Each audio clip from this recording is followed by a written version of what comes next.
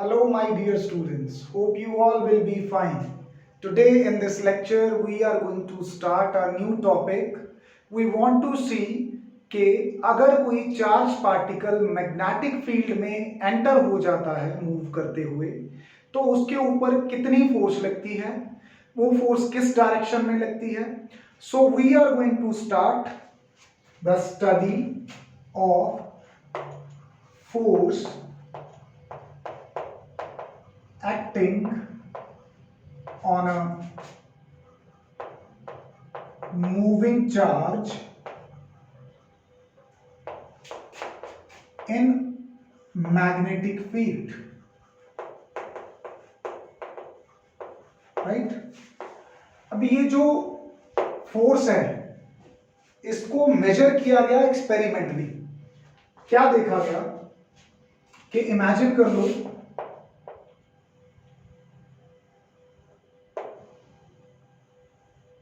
कि हमारे पास कोई एक्स वाई प्लेन है और एक्स वाई प्लेन में मैग्नेटिक फील्ड दौड़ रहा है. किस तरफ? पॉजिटिव एक्स की तरफ, राइट. और इस फील्ड का मैग्नीट्यूड कितना है? B, right. अब इस फील्ड में कोई चार्ज पार्टिकल एंटर कर गया. किस एंगल पे? थीटा एंगल पे, राइट. इसको आप किस तरफ से भी दिखा दो, किधर से भी एंटर कर सकता है. लेट्स से इस तरफ से एंटर कर गया, राइट. जब इस तरफ से एंटर किया तो ये चार्ज पार्टिकल जो था, इसके पास चार्ज कितना था? इसके पास चार्ज q था, राइट. और v इसकी क्या थी? वेलोसिटी. और कितने एंगल पे एंटर किया था? थीटा एंगल पे एंटर किया था. सो हमने ये एक्सपेरिमेंटली देखा, the force acting on the charge particle is directly proportional to the magnitude of the charge present on it, is directly proportional to strength of magnetic field, is directly proportional to sign component of velocity. ये v इस तरफ है, इधर को इसका v cos theta component होगा और नीचे को इसका कौन सा कंपोनेंट होगा? v sin थीटा कंपोनेंट होगा, राइट. तो अगर इन तीनों फैक्टर्स को मैं यहां पे क्लब कर दूं, क्योंकि इक्वालिटी फैक्टर 1 है तो यहां पे इज इक्वल टू डायरेक्टली डाल सकता हूं. तो ये मेरे पास बनेगा QVB sin थीटा. तो फोर्स का फॉर्मूला हमारे पास ये बन के आता है, राइट. अगर इसी फॉर्मूला को मैं वेक्टर फॉर्म में लिखूं, क्योंकि force is a vector quantity, तो वेक्टर फॉर्म लिखनी जरूरी है, डायरेक्शन भी बतानी है. तो एक्सपेरिमेंटली ये देखा गया कि अगर फील्ड XY प्लेन में है और जो पार्टिकल है वो भी XY प्लेन में ही एंटर करता है, तो इसके ऊपर जो फोर्स लगेगी वो या तो बाहर की तरफ लगेगी, बाहर की तरफ, out of the board, perpendicular outwards या परपेंडिकुलर इनवर्ड्स. तो अगर दो वेक्टर क्वांटिटीज एक ही प्लेन में हो और तीसरी वेक्टर क्वांटिटी उन दोनों की वजह से जो पैदा हो रही है वो उसके परपेंडिकुलर प्लेन में हो, तो यहां पे किसका रोल होता है? यहां पे होता है क्रॉस प्रोडक्ट का रोल होता है. किसका? क्रॉस प्रोडक्ट का. इसका मतलब इसका वेक्टर फॉर्म कैसा बनेगा? ऐसा बनेगा, right. v cross b. The direction of f vector is perpendicular to the plane containing v vector and b vector. या आप बोल सकते हो the direction of f vector is given by the cross product of v vector and b vector. तो direction देने के लिए rules कौन कौन से हैं? ये जो परपेंडिकुलर बाहर या इनवर्ड होगी, ये किसने बताया हमें? दो रूल्स ने. एक तो वही जो आप 10th में पढ़ते थे, फ्लेमिंग्स लेफ्ट हैंड रूल. क्या कहता था ये rule? stretch your thumb, first finger and middle finger in such a way that they are perpendicular to each other, right. If the thumb gives the direction of force, the first finger gives the direction of, it gives the direction of what? It gives the direction of field. Then this finger gives the direction of what? Positive charge. अगर ये negative है तो उल्टा हो जाएगा, right. Fleming's left hand rule. और दूसरा है right hand palm rule. Palm rule क्या कहता है, ये भी बड़ा सिंपल है, मैं इसको आपको बोर्ड पे बना के दिखा सकता हूं। सिंपली मतलब अगर आप अपना पाम बना लो यहाँ पे, जैसे मैं अपना हाथ बना लेता हूं सपोज यहाँ पे, ठीक है।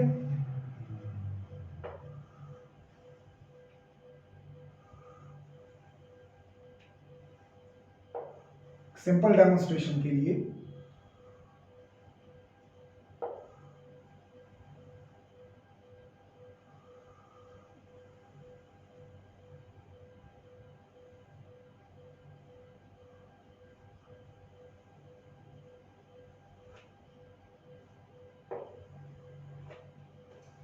जैसे मर्जी बना लो इसको, डजंट मैटर। तो यहां पे क्या है कि अगर आपका जो थंब है वो करंट की डायरेक्शन की तरफ पॉइंट करता है, मतलब जिधर पॉजिटिव चार्ज जाए, और आपकी ये जो फिंगर है ये पॉइंट करती है किधर को, मैग्नेटिक फील्ड की तरफ को। तो ये जो आपकी हथेली है ना, ये आपकी जो हथेली है, इसके परपेंडिकुलर बाहर को कौन आएगा, फोर्स वेक्टर। तो इसके परपेंडिकुलर आउटवर्ड कौन होगा, फोर्स। बेसिकली दोनों रूल्स यही बताना चाहते हैं, चाहे आप पाम रूल यूज कर लो चाहे लेफ्ट हैंड रूल याद कर लो, दोनों का मतलब सेम है, राइट। उसके बाद जब ये हमारे पास फॉर्मूला आ जाता है तो उससे कई चीजें डिफाइन कर सकते हैं। जैसे हम दे सकते हैं डेफिनेशन ऑफ मैग्नेटिक फील्ड दे सकते हैं, क्या होने वाली है वो, F is equal to Q V B sine theta है, B क्या हो जाएगी F by Q V sine theta, right. अगर मैं यहां पे चार्ज 1 यूनिट ले लूं, सिस्टम पे डिपेंड करेगा ना, अगर ऐसा सिस्टम होगा तो कूलम लूंगा, सीजीएस होगा तो स्टैट कूलम लूंगा। तो मैं तो जनरल डेफिनेशन दे रहा हूं, 1 ले लिया, वेलोसिटी भी 1 यूनिट ले ली, और एंगल ले लिया 90 का, साइन 90। तो बी मेरा एग्जैक्टली किसके इक्वल आ जाएगा, एफ के। So the magnetic field strength is equal to the force acting on a unit charge which is moving with a unit velocity and enters into the magnetic field at an angle of 90 degree. Magnetic field की strength force के बराबर होगी जब एक unit का charge एक unit की velocity के साथ उस फील्ड में 90 डिग्री पे एंट्री कर देगा। उसके बाद मैं यहां से दे सकता हूं डेफिनेशन ऑफ एसआई यूनिट। देखो मेरे को पता है एसआई यूनिट क्या होती है मैग्नेटिक फील्ड की, टेस्ला। तो यहां पे मैं चार्ज कितना ले लूंगा, फोर्स ले लेता हूं 1 न्यूटन, चार्ज ले लेता हूं 1 कूलम, वेलोसिटी ले लेता हूं 1 मीटर पर सेकेंड, राइट। एंगल की तो कोई होती नहीं है यूनिट, ठीक है। तो यहां से क्या चीज बन जाएगी, कूलम पर सेकेंड क्या होता है, ampere, 1 newton by 1 ampere 1 metre. तो ये आ जाएगा मेरे पास newton ampere inverse metre inverse, which is basically equal to Tesla.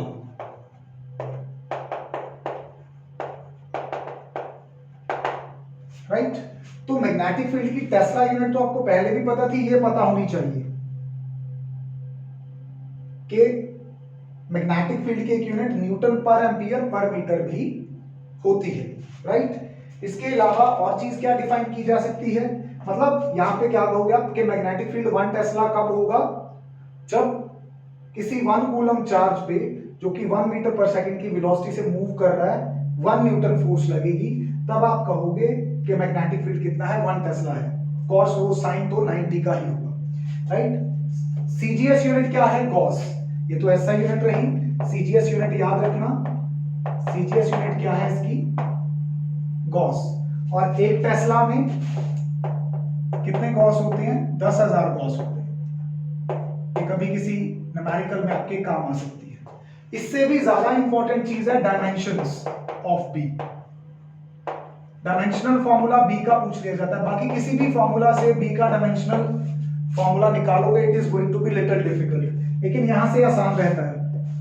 देखो बी का डायमेंशनल फॉर्मूला निकालना है तो एफ का क्या होता है, फोर्स का mlt -2, चार्ज का क्या होता है at राइट। वेलोसिटी का क्या होता है lt माइनस 1, और इसका तो होता ही नहीं है साइन 90 का, राइट।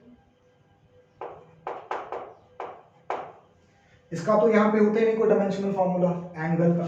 तो ये क्या बन जाएगा, देखो l के साथ l कैंसिल हो गया, ये t ऊपर जाएगा तो ये बन जाएगा m, देन इसके साथ ये कैंसिल हो गया t इनवर्स के साथ t माइनस 2 a माइनस 1।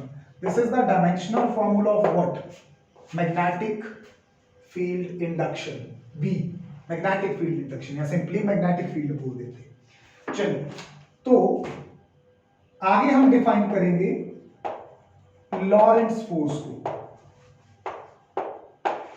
देखो बेटा, कई जगहों पे ऐसी हम डिवाइसेस या मशीन्स बनाते हैं जहां पे हम इलेक्ट्रिक फील्ड और मैग्नेटिक फील्ड दोनों देके चलते हैं। तो इमेजिन करो कि कोई चार्ज पार्टिकल है, वो एक ऐसी स्पेस में से गुजर रहा है जहां पे इलेक्ट्रिक फील्ड और मैग्नेटिक फील्ड दोनों प्रेजेंट है, दोनों के दोनों। तो दोनों फील्ड अपनी अपनी फोर्स लगाएंगे। इलेक्ट्रिक फील्ड कितनी फोर्स लगाता है ये हमने कहां सीखा था, ये हमने सीखा था फर्स्ट यूनिट में। The force exerted by electric field is given by Q into E। By definition सीखा था ना ये हमने, किसकी, इलेक्ट्रिक फील्ड की डेफिनेशन से, फोर्स पर यूनिट चार्ज। तो फोर्स क्या आ गया Q into E। इसी तरह से अब हमने सीख लिया कि मैग्नेटिक फोर्स भी कितनी अप्लाई होती है, that is Q V cross B। तो अगर कोई ऐसी स्पेस है जिसपे ये दोनों फील्ड्स प्रेजेंट हैं, तो दोनों जो मिलके फोर्स लगाएंगे that is Fe plus Fm, the sum of the electric and magnetic force acting on a particle is known as Lorentz force। दोनों का सम क्या होता है, लॉरेंट्ज फोर्स होता है। अभी अगर दोनों को ऐड करूं तो Q तो दोनों में कॉमन है, E vector plus V vector cross B vector, this is the expression of Lorentz force. अगर एग्जाम में सिर्फ मैग्नेटिक लॉरेंट्ज फोर्स बोल दिया जाए तो ओनली ये पोर्शन होगा, क्योंकि उसमें इलेक्ट्रिक फोर्स क्या हो जाएगी, जीरो। अगर एग्जाम में सिर्फ मैग्नेटिक लॉरेंट्ज फोर्स पूछा हो, उसका मतलब उसने इलेक्ट्रिक फोर्स की बात ही नहीं की है, तो ये फैक्टर आपका खत्म, फिर आपके पास Q V क्रॉस B बच जाएगा, राइट। मतलब उस रीजन में सिर्फ फोर्स मैग्नेटिक फील्ड की वजह से है, राइट। अब अगर ये डिस्कस हो चुका है तो हमें बेसिक पता चल गया फोर्स का। अगर फोर्स लगेगी तो उसके मोशन के ऊपर इफेक्ट पड़ेगा। तो अब हम क्या डिस्कस करना चाहते हैं, अब हम डिस्कस करना चाहते हैं कि इसका मोशन कैसा होगा चार्ज पार्टिकल का, अगर ये force F is equal to Q V cross B इसके ऊपर काम करेगी। So what are we going to study next, we are going to talk about motion of a charge particle.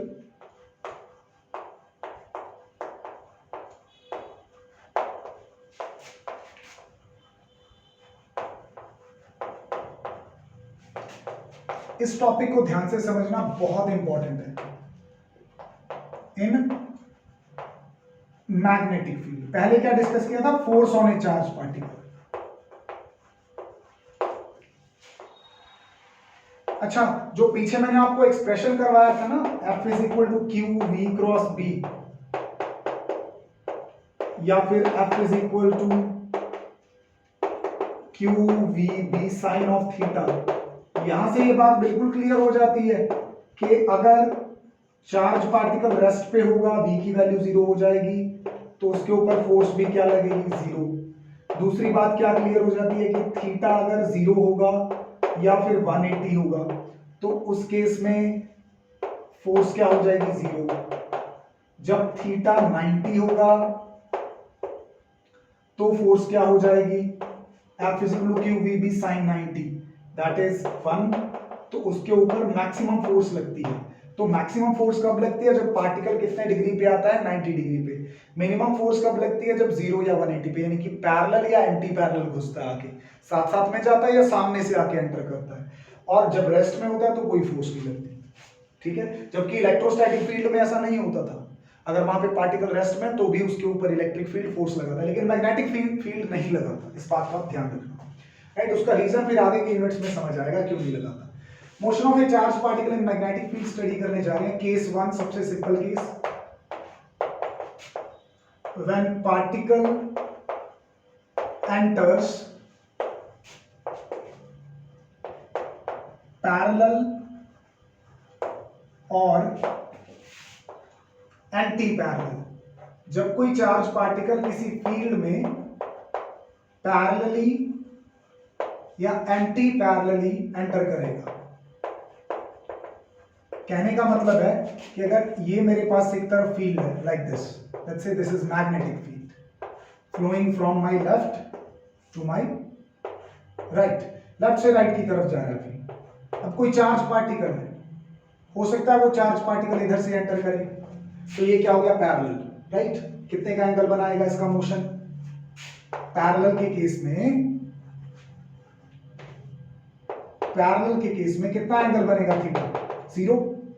अगर चार्ज पार्टिकल सामने से एंटर कर गया तो बी वेक्टर आपका लेफ्ट से राइट है और वी वेक्टर राइट से लेफ्ट है, तो दोनों एक दूसरे के उल्टा है।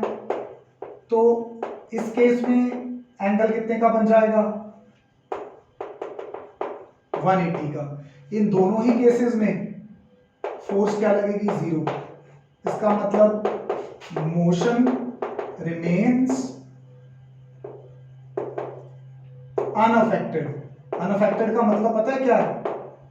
कि अगर ऐसे आ रहा था निकल जाएगा, उसको पता ही नहीं चलेगा कि रास्ते में कोई फील्ड था। इधर से जा रहा था ऐसे जाएगा, उसको पता ही नहीं चलेगा कि रास्ते में कोई फील्ड था। ठीक है, मोशन के ऊपर कोई फर्क नहीं पड़ने वाला, मोशन रिमेन्स अनअफेक्टेड, राइट। पूछा गया बोर्ड में एक साल में ये 3 मार्क्स में। दूसरा केस हो सकता है, केस 2 क्या हो सकता है? जब पार्टिकल एंटर करे परपेंडिकुलर, किसके परपेंडिकुलर? मैग्नेटिक फील्ड के परपेंडिकुलर। तो थीटा इसका मतलब क्या होगा? 90। उसके ऊपर फोर्स क्या लगेगी? QVB। और ये फोर्स क्या होगी? Perpendicular to plane of V and B होगी। ठीक है, यही सब पता है ना हमें। तो आप क्या सोचते हो कि ये फोर्स जो है ये चार्ज के ऊपर जब लगेगी तो क्या उसकी स्पीड चेंज करेगी? No, and I am going to prove that later on. तो अगर उसकी स्पीड के ऊपर कोई फर्क नहीं डालती तो इसका मतलब उसकी काइनेटिक एनर्जी में भी कोई फर्क नहीं डालेगी। तो इस फोर्स का हो क्या रहा है? दरअसल ये perpendicular to the plane of V and B लग रही है। मैं एक सिंपल केस ले लेता हूं बोर्ड पे कोई भी, फिर समझाता हूं जरा आपको। इमेजिन करो कि बोर्ड की सरफेस है, मैग्नेटिक फील्ड इसके अंदर जा रहा है, ऐसे परपेंडिकुलर इनवर्ड। किधर जा रहा है? परपेंडिकुलर इनवर्ड, तुमसे दूर बोर्ड के अंदर परपेंडिकुलरली। ऐसे ऐसे चल के आया, बोर्ड के अंदर जा रहा है ऐसे सीधा। अभी तुम्हें B की डायरेक्शन पता चल गई कि नहीं? तुम क्या करो, नीचे से परपेंडिकुलरली एक चार्ज पार्टिकल एंटर कर रहा है। किस वेलोसिटी के साथ? V वेलोसिटी के साथ। इस पे जरा पॉजिटिव चार्ज एंटर करवाया, लेट्स से मैंने, इस पे जरा फ्लेमिंग्स लेफ्ट हैंड रूल लगा दिया जाए। FBI, B अंदर को, I ऊपर को। Look at the board, B अंदर को, I ऊपर को, तो फोर्स लगनी शुरू हो जाएगी इधर। फिर ये थोड़ा सा उधर जाने की कोशिश करेगा, तो ये जो मेरा हाथ है ये देखो, फोर्स हर एक पॉइंट पे इसको किधर को पुश करेगी? अंदर को पुश करेगी। तो इसका मोशन पता है कैसा हो जाएगा? इसके अंदर जाके इसका मोशन हो जाएगा अंदर जाके सर्कुलर, क्योंकि ये फोर्स इसके ऊपर साइडवेज लग रही है। साइडवेज का मतलब एंटर किया तो एक बार इधर लगी, फिर थोड़ा सा मुड़ गया तो और मतलब ऐसे घूमते घूमते लगने लगी उसके ऊपर फोर्स। तो ये जो फोर्स है कैसे काम करती है? Acting sideways and puts the particle, charge particle कौन से मोशन में? सर्कुलर मोशन में सेट कर देती है उसको। जब सर्कुलर मोशन में सेट करेगी तो ये सेंट्रीपिटल फोर्स ही हमेशा किधर की तरफ काम कर रही थी? Towards the centre. हमेशा किधर को काम कर रही थी? Towards the centre. तो इस केस में अगर हम वर्क की डेफिनेशन लगाएं, देखो जाना तो उसको इधर था, तो v की डायरेक्शन तो ये है, जिधर जाना था उधर ही v की डायरेक्शन, उधर ही डिस्प्लेसमेंट की, तो वर्क क्या होता है अपना force into displacement into cos of angle between them.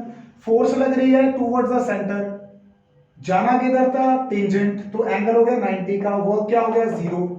Work energy theorem के अकॉर्डिंग वर्क किसके बराबर होता है, चेंज इन काइनेटिक एनर्जी। तो जब वर्क ही 0 है, इसका मतलब चेंज इन काइनेटिक एनर्जी भी क्या है 0 है। इसका मतलब ये जो फोर्स काम कर रही है ये उसकी एनर्जी में चेंज करती नहीं है। एनर्जी में चेंज नहीं होने का मतलब क्या है, मास तो उसका बदलेगा ही नहीं, तो उसकी स्पीड भी नहीं बदल रही, उसकी चेंज इन स्पीड भी नहीं हो रही। तो इसका मतलब स्पीड नहीं बदलती, सिर्फ उसका क्या बदलता है, डायरेक्शन बदलता है। ये कमाल की बात है। और आपको जो सेंट्रीपिटल फोर्स चाहिए थी वो आपको किसने दी, मैग्नेटिक फोर्स ने दी। मैग्नेटिक फोर्स ही तो बदली है अपना रूप।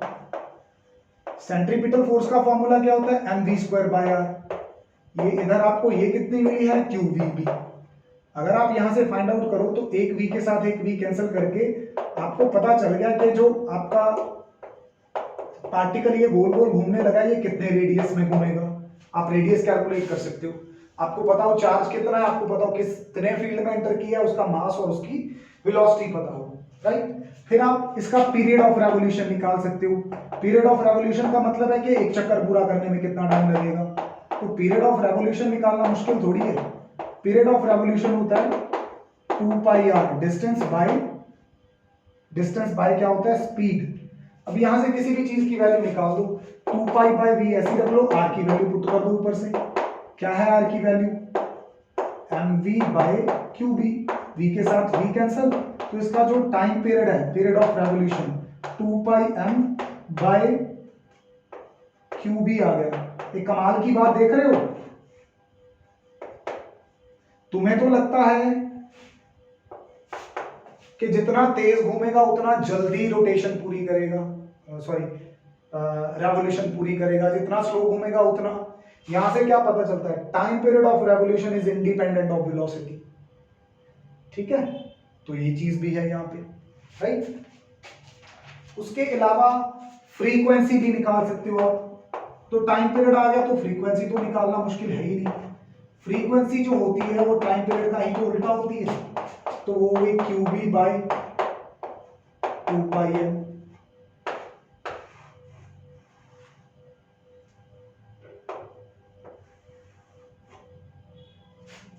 पार्टिकल भारी है, मास ज्यादा है मीन टू से, तो उसका फ्रीक्वेंसी कम होगा घूमने का। हल्का है, लाइट वेट है, तो ज्यादा तेजी से घूमेगा, ठीक है। मैग्नेटिक फील्ड स्ट्रेंथ के डायरेक्टली प्रोपोर्शनल है, जितनी फील्ड स्ट्रेंथ ज्यादा दे दोगे उतना फ्रीक्वेंसी बढ़ जाएगी, राइट। चार्ज जितना ज्यादा होगा उतनी फ्रीक्वेंसी बढ़ जाएगी। तो ये सारे फैक्टर्स हैं, ये आपको बॉक्स में रखे हुए न्यूमेरिकल्स के लिए फॉर्मूलाज याद रखने हैं, राइट। अब आ जाते हैं तीसरे केस पे, वो है सबसे इंपॉर्टेंट, पेपर में आता वही है। सेकंड और थर्ड केस बड़े इंपॉर्टेंट है, ठीक है, उसको ध्यान से समझना। टॉपिक तो आसान है ये बहुत, और इंपॉर्टेंट भी बहुत है, ठीक है। तीसरा केस क्या है, जब पार्टिकल एंटर करेगा एट सम आर्बिट्रेरी एंगल, किसी मनचाहे एंगल पे एंटर कर गया, आर्बिट्रेरी एंगल पे, ऐसी थीटा एंगल पे उठा के चल दिया उधर, तब क्या होने वाला है। तो उसको पहले तो मैं थोड़ा सा तुम्हें डायग्रामेटिकली समझा दूं। ये देखो, ये फिर से बना लिया मैंने, क्या बनाया ये मैंने, ये मेरा एक्स वाई प्लेन है, this is X Y plane, इधर जेड। अब इमेजिन करो मैग्नेटिक फील्ड जो था वो एक्स वाई प्लेन में था, यूनिफॉर्म काइंड का फील्ड था, मतलब सब जगह पे वैल्यू सेम, ठीक है। इसमें कोई चार्ज पार्टिकल एंटर कर गया। चार्ज पार्टिकल कैसे एंटर कर गया, चार्ज पार्टिकल एंटर कर गया कितने एंगल पे,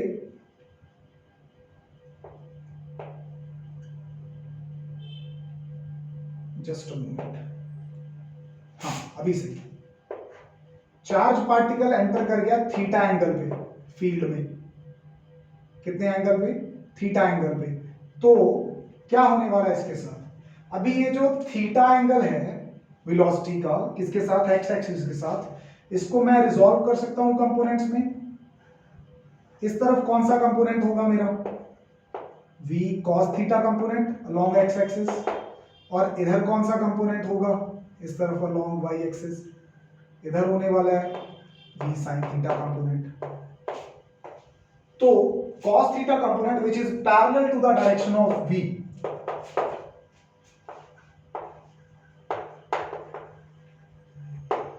component is parallel to b vector। तो ये क्या करेगा? so it will not affect the motion। अभी पहला केस तो करके हटेंगे।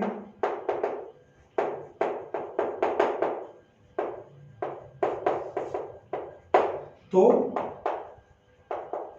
पार्टिकल विल कंटिन्यू, ये समझने वाली बात है, to move along X axis. X axis की तरफ उसका जो भी मोशन था वो जारी रहेगा, पहली बात। ये जो v sin थीटा कंपोनेंट है, ये फील्ड के क्या है? परपेंडिकुलर।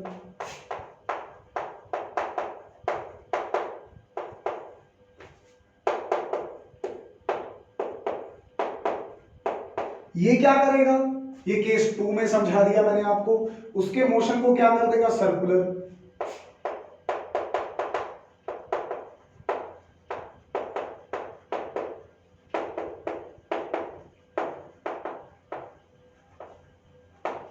अगर ये पाथ सर्कुलर कर देगा तो उसका रेडियस क्या होगा? वो तो हमने अभी निकाला था, क्या था? एम वी, परपेंडिकुलर कंपोनेंट कर रहा है ना, तो वही जिम्मेवार है, अपॉन क्या आ जाएगा? Q V. तो ये क्या बन जाएगा? M V sine theta by Q V. इस रेडियस का बन जाएगा उसका सर्कुलर पाथ। और टाइम पीरियड उसमें तो कुछ आता ही नहीं है।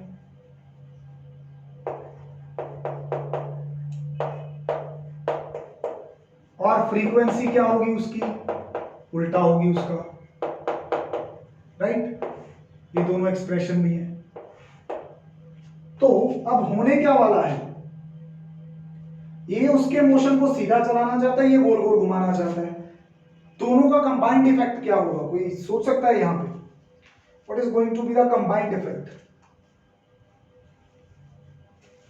What it is going to be? एक चीज तो आगे लेके जाना चाहिए, एक कहीं नहीं गोल गोल घूम, तो दोनों का इफेक्ट पता है क्या होगा? ये गोल गोल भी घूमेगा, आगे को भी जाएगा। Under the combined effect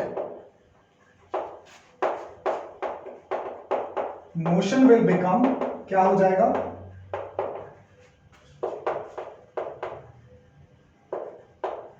helical या स्पाइरल। कैसा? इस तरह का। इसको मैं यहां पे बना देता हूं।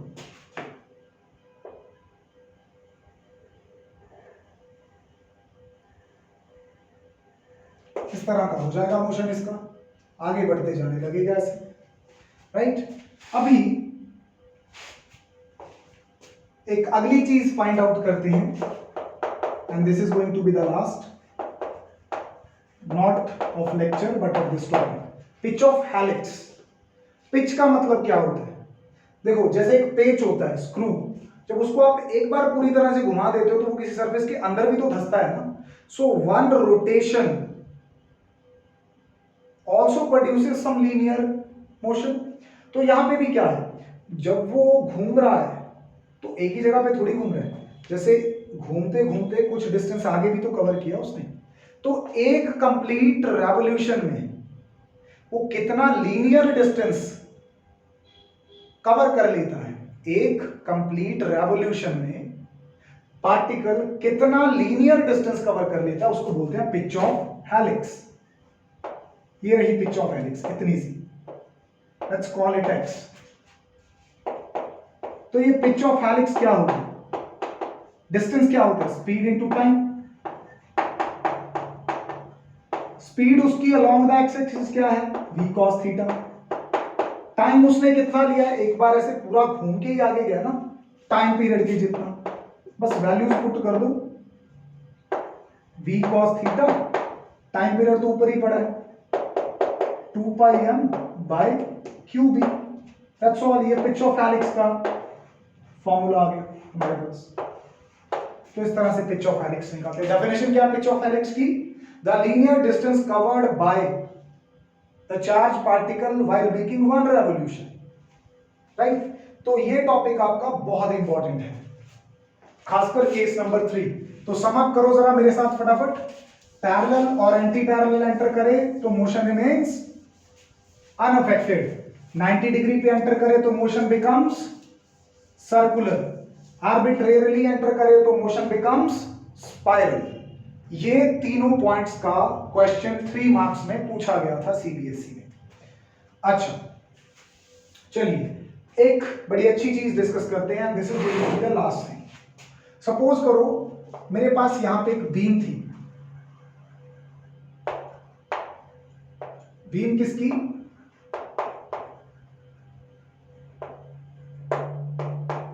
चार्ज पार्टिकल्स की। सभी पार्टिकल्स की स्पीड क्या थी, डिफरेंट। बस फटाफट से समझ लो, आसान सी चीज है, स्पीड क्या थी, डिफरेंट। तो अब क्या होने वाला है, मैं ना एक सिस्टम बना लेता हूं यहां पे। पहले तो बीम काफी ब्रॉड थी, मुझे एक नैरो सी बीम चाहिए, बस उसको उसके ऊपर लगाऊंगा जो लगाना होगा मुझे। मैंने पता है क्या, इस रीजन में एक तो छोड़ दिया मैग्नेटिक फील्ड और वो अंदर जा रहा था बोर्ड के प्लेन में।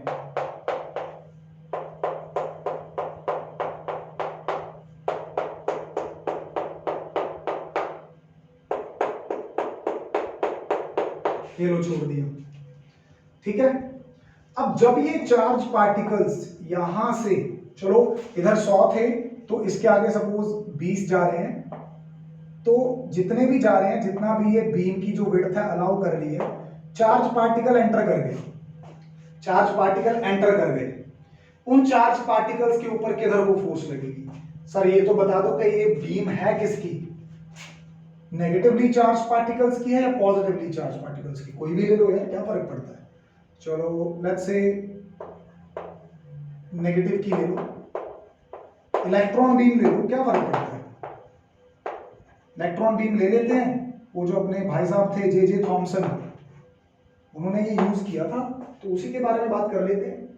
तो अगर इलेक्ट्रॉन इधर को जा रहा है तो करंट तो इधर को जा रहा होगा, तो जब ये मैग्नेटिक फील्ड में एंटर करेगा इसके ऊपर किधर फोर्स लगेगी, बताओगे जरा। लगा लेते हैं sir Fleming left hand rule, F B I, B अंदर को, आई वैसे तो इधर को होना चाहिए था, बट पार्टिकल कौन सा, नेगेटिव, तो पार्टिकल जा रहा है इधर को, charge particle, negatively charge particle, current उससे उल्टा होता है हमेशा कन्वेंशनली, तो ये हाथ घूम जाएगा ऐसे, तो ये force F B I, sorry ये घूम जाएगा ऐसे। थंब को भूल जाओ 1 मिनट के लिए, ये फर्स्ट फिंगर जो है ये फील्ड की डायरेक्शन देती है, फील्ड अंदर को जा रहा है, करंट उधर को जा रहा है, तो मेरा थंब किधर को है, नीचे को। इसका मतलब ये जो बीम है ऐसे जैसे ही एंटर करेगी और आगे बढ़ने लगेगी, ये किधर गिरना शुरू हो जाएगी, ये नीचे गिरना शुरू हो जाएगी, इधर नीचे ऐसे। अच्छा एक काम करो, इस रीजन में जरा दो चार्ज्ड प्लेट्स तो रख दो। चार्ज प्लेट्स पे क्या करो, ये दो प्लेट्स हैं, इस प्लेट के ऊपर एक तार जोड़ के इसको दे दो प्लस क्यू चार्ज, और इस प्लेट के ऊपर तार जोड़ के इसको दे दो minus Q charge. Magnetic field इसको नीचे फेंकना चाहता था ऐसे, इस मोशन में। ये जो नेगेटिव और पॉजिटिव प्लेट आपने लगाई है, इसके बीच में फील्ड अप किधर को सेटअप होगा, ऊपर को। इलेक्ट्रिक फील्ड किधर को सेटअप होगा, ऊपर को। तो ये चार्ज पार्टिकल को भी उधर को लेके जाने की कोशिश करेगा, तो इलेक्ट्रिक फील्ड कहता है नीचे नहीं आना, इधर जाओ। ऊपर जाओ। इलेक्ट्रिक फील्ड क्या कहता है, ऊपर को लगेगी फोर्स तो पार्टिकल फंस गए बेचारे। पार्टिकल किसकी बात माने, पार्टिकल कहते हैं आपस में डिसाइड कर लो। पार्टिकल कहते एक फोर्स तो लगा रहा है हमारे ऊपर इलेक्ट्रिक फील्ड, एक फोर्स लगा रहा है हमारे ऊपर मैग्नेटिक फील्ड।